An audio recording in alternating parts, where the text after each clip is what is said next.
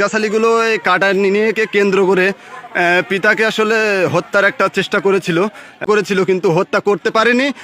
কলারোয়া উপজেলার চন্দনপুর ইউনিয়নের গয়ড়া গ্রামে একটি বাড়ি চুরি করে ডাকাত করে বাপ মার মারে আর আজকে সকালে উঠে দুনিয়ার গাছ গাছালি কাটছে ঘরে দৌড় ভাঙছে।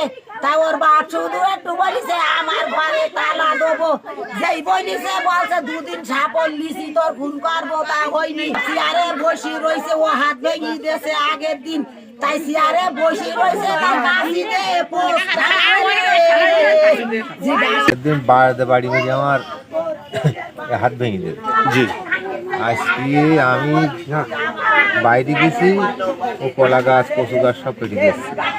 মেলে বাল থেকে মানে কাটিস না, তোর ছেলেবিলি খাবো, তোর ছেলেবিলি খাবো।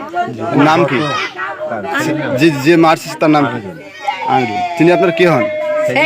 আচ্ছা আচ্ছা। এবার এক মহিলা এসে বলছে মতো কাটিস না তোর ছেলেবিলি খাবো, ওঝা লাগায় সব ওইটি বেশি নেয়। আমি একটা জিনিসও হাত দিই, আমার যেটা দরকার আমি দাঁড়াতে কিনে নিয়ে আসি।